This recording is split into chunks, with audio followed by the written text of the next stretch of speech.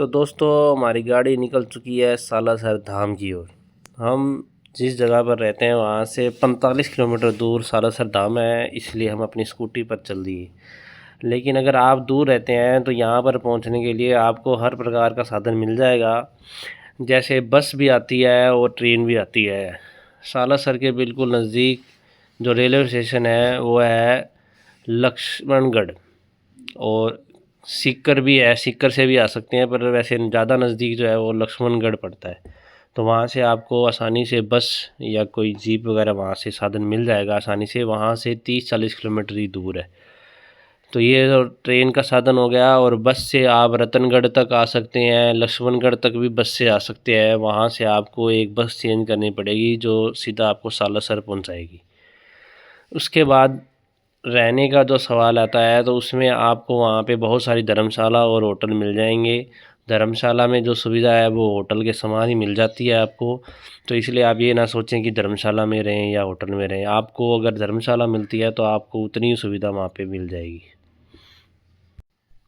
तो हम जिस टाइम गए थे, अभी कुछ दिन पहले दशहरे के मौके पर गए थे, तो वहाँ पर आपको पता है कि 214 पे बहुत से श्रद्धालु पैदल यात्रा करके वहाँ तक पहुँचते हैं। तो जब हम गए थे तो रास्ते में बहुत सारे श्रद्धालु पैदल यात्रा कर रहे थे, और रास्ते में कई जगह पर लंगर की व्यवस्था भी की गई थी।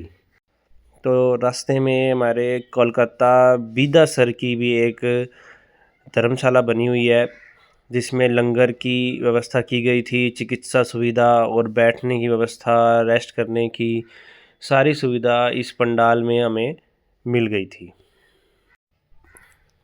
तो रास्ते में जब हम जा रहे थे तो देखिए इतनी बड़ी एक ध्वजा हमें दिखाई दी, और इस ध्वजा को बहुत सारे पैदल यात्री सालासर धाम तक ले जा रहे थे।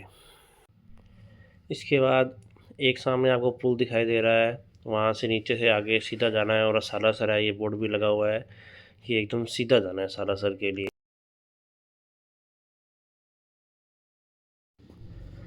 तो कुछ देर चलने के बाद सामने देख सकते हैं एक बोर्ड दिखाई दे रहा है, सालासर धाम विकास समिति आपका हार्दिक अभिनंदन करती है। तो हम ये सालासर गांव में एंटर कर चुके हैं, और ये हमें बहुत सारी चप्पलें दिखाई दी।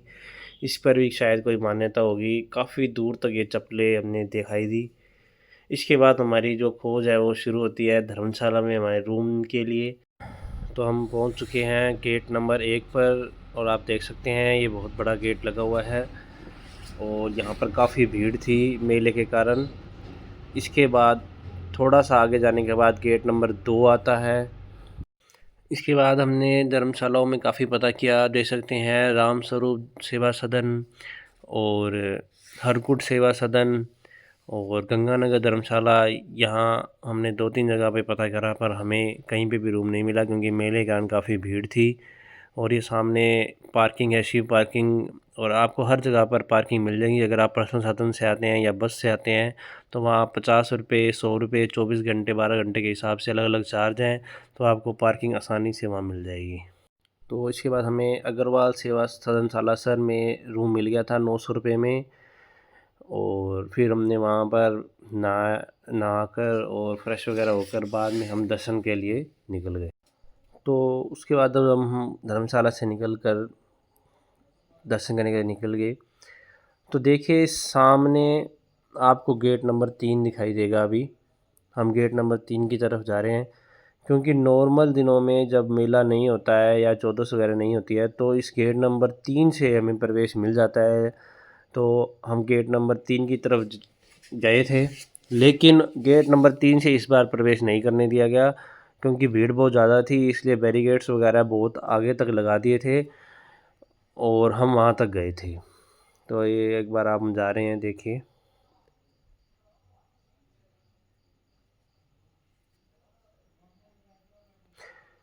तो आगे एक बोर्ड भी लगा हुआ है, दर्शनों हेतु प्रवेश द्वार, तो उस तरफ लगा हुआ है निशान, हम वहाँ पर गए थे।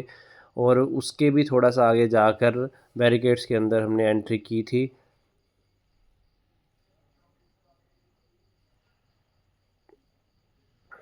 हाँ, फिर देखिए अब ये बैरिकेड्स में सभी आगे की तरफ जा रहे हैं, और काफ़ी दूर तक बैरिकेड्स लगा रहे थे ताकि किसी भी प्रकार की भगदड़ वगैरह ना बचे। तो व्यवस्था काफ़ी अच्छी थी, लेकिन इसमें ज़्यादा टाइम नहीं लगाया क्योंकि बिल्कुल स्पीड में हम आगे बढ़ रहे थे और आसानी से दर्शन कर लिए थे।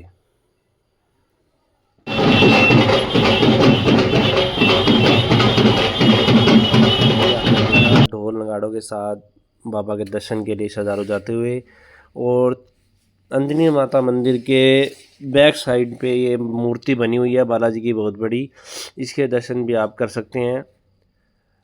और उसके बाद उसी मूर्ति के सामने ऊंट सवारी भी हो रही थी जो हमें 100 रुपये में मिल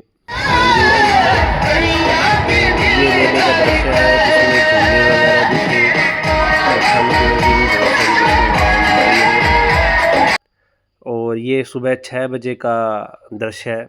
इसके बाद देखिए धर्मशाला के बाहर 10 बजे, 12 बजे, सुबह 6 बजे इसी प्रकार चहल पहल बनी रही। और ये धर्मशाला का अंदर का दृश्य है, बहुत ही सुंदर ये धर्मशाला, और सभी व्यवस्थाएं इसके अंदर थी। एसी रूम मिल गया था। यादवपुर सेवा सदन का मोबाइल नंबर है, इसे फ़ोन करके आप रूम बुक करा सकते हैं। और अंजनी माता मंदिर के बिल्कुल सामने तिरुपति बालाजी का मंदिर भी है जिसमें आप दर्शन करने जा सकते हैं। दोनों आमने सामने ही है मंदिर। और इसके बाद हम वापस अपने घर की ओर चल दिए, और ये रास्ते में बहुत सारे लंगर वगैरह जो हमने वापस आते टाइम देखे थे वही वापसी में भी लगे हुए थे। और इसके बाद रास्ते में मैं आपको ऐसी जगह बताऊंगा जो वास्तव में बहुत अच्छी जगह है, लेकिन बहुत कम लोग इस बारे में जानते हैं। ये एक ऐसी जगह है जो पहाड़ी के ऊपर एक मंदिर बना हुआ है, जो एक गांव आता है इस रास्ते के अंदर। जब हम वापस रतनगढ़ की तरफ जाते हैं तो एक गांव आता है खूड़ी, वहाँ से मुड़ने के बाद ये प्रवेश द्वार हमें दिखाई देगा। यहाँ से 3 किलोमीटर आके कालिका माता का मंदिर है। 3 किलोमीटर का सफ़र तय करने के बाद हमने मंदिर में प्रवेश किया, और प्रवेश करने के लिए पहले बहुत सारी सीढ़ियाँ चढ़नी पड़ती हैं। देखिए ऊंचाई पर बना हुआ यह मंदिर है, और ऊपर हम माता के दर्शन करेंगे। यह कहा जाता है कि यह बहुत पुराना मंदिर है, और यहाँ पर पांडवों ने पत्थरों से खेल भी खेला था, ऐसी भी यहाँ मान्यता है। देखिए पीछे एक गेट है इस मंदिर के, अगर वो खुला होता है तो हम आसानी से इन पत्थरों को देख सकते हैं, लेकिन वो गेट खुला नहीं था, इसलिए हमें साइड से पत्थरों के ऊपर से जाना पड़ा। और थोड़ा सा आगे जाने के बाद आप देखेंगे कि बहुत ही मनमोहक दृश्य है, आपको दिखाई देगा। बहुत सारे पत्थर ऐसे एक के ऊपर एक रखे हुए हैं, पूरी कंप्लीट पहाड़ी नहीं दिखती है, और ऊंचाई पर भी है, इसलिए बहुत अच्छा लगता है। ऐसा लगता है कि एक के ऊपर एक पत्थर रखा हुआ है। ये किसी तरीके से कोई सीमेंट से या चूने के पत्थर वगैरह नहीं है, ये एक दूसरे के ऊपर रखे हुए हैं, इस तरीके से लगता है।